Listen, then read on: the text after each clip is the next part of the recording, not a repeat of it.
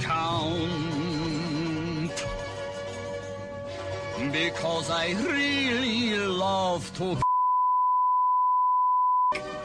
Welcome back to another episode of the GC Informer. I am Snowy, otherwise known as Count Fracula. And today, there's some salt coming. We will start today with a little, like, the salt will come, don't worry, the salt will come, but we're going to start on a little high note-ish. There's a game called Reigns, which was released on mobile devices and Steam last year. It's a very fun little, very odd game, and the only things you could do were choose to like, yes or no on, like, tasks or topics. You were a king, and those things affected your kingdom, and you died lots in very horrible ways, and it just went forward like that. It was all very fun, very enjoyable, and there's a sequel coming out to that game that's been announced and will come out early next year. Even better, it's actually just before the end of the year, so ooh, nice, coming close. The game is called Reigns Her Majesty, and you must do that with a dry heave as per the Yahtzee standard, because the colon is annoying.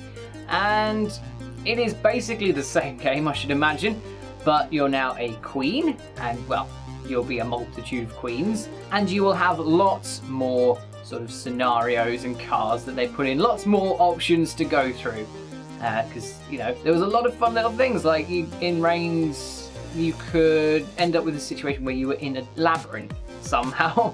You had to make your way through the labyrinth. I survived the labyrinth once, actually. I think my longest reign was, I think I literally went through a king's natural life in one of them, which was actually quite an achievement, and I've only ever done it once and very nearly twice. So yeah, this looks like it's going to be more Reigns. There's a trailer, it all looks like more Reigns, so I'm pretty damn happy about that, because it's a very fun game.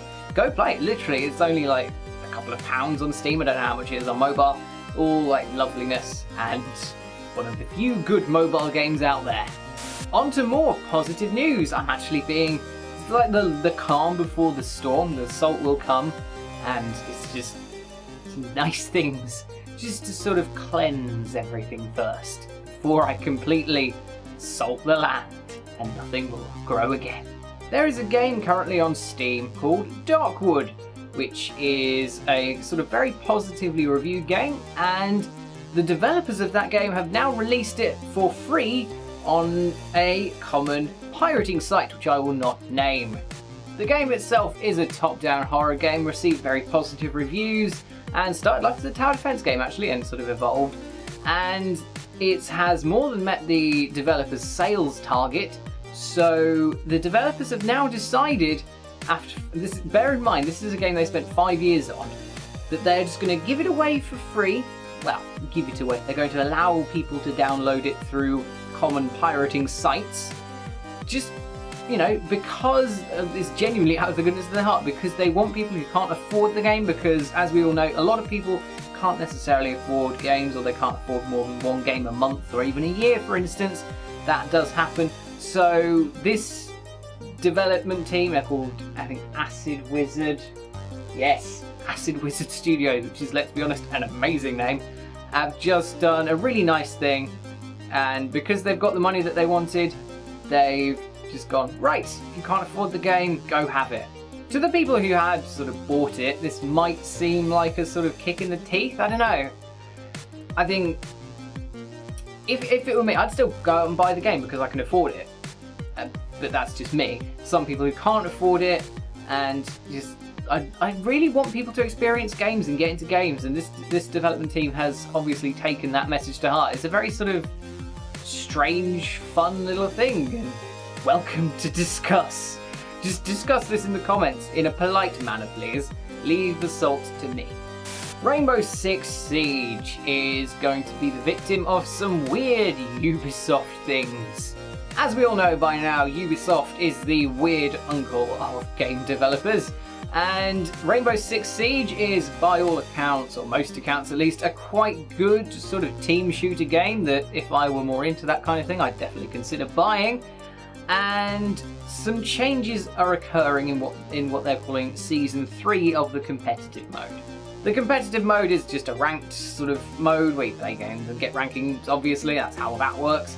And the changes are actually to do with getting rid of certain maps. In the ranked mode, a total of 9 maps will be available on rotation through ranked, and that is a reduction of, I don't know how many because I don't know the figure beforehand, but that is a reduction, and Ubisoft said in a statement that this was so that competitive players could hone their skills on certain maps. What? Okay. This change isn't limited to the ranked mode though, there are also maps being removed from rotation in the casual mode as well, if you just go quick play or whatever sort of option is there. As far as I'm aware, if you create custom games you can still access those maps, but Ubisoft have said that they're planning on possibly removing some of these maps entirely from the game in the next year or so.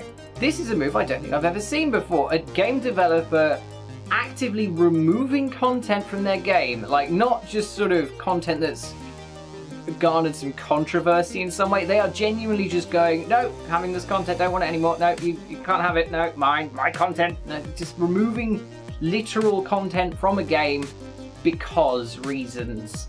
The actual reasons that were cited were that the game was reaching its sort of size limit, which is not a thing I thought existed. I don't think it does exist, to be honest. I think Ubisoft are making up some bullshit, and this is just how they're doing it. The only way I could conceive that this is a thing to be kind is people with data caps just downloading the game fresh from new, and they just can't, their data cap will just, like, they can't handle it, and it'll just completely use up all their data. However, this could be quite easily mitigated not by getting rid of maps, but instead making some maps downloadable, and when you go into a game, for instance, like a quick play or whatever, only loading up the maps that are on your system. Like, you can't join a game that's not, that you don't have a map downloaded for. Just like the way the DLC works in things like Call of Duty. You can't go onto a map that you've not downloaded from DLC, but in this case maybe make it less shit than that. That's how I'd fix it anyway. I don't know how viable that is, but I certainly think that'd be better than taking content out of the game. So, well done, Ubisoft. You've proven once again that you are just fucking weird. And finally, the salt has arrived properly. We are going to be talking about Shadow of War again. The AAA-ification of this game has gotten worse in the last 24 hours as I'm recording, because Warner Brothers have announced a sponsorship deal with a pizza company. No, yes, it's a company called Totino's, who they're like an American fast food company, and they've announced a sponsorship deal with them because of course they have.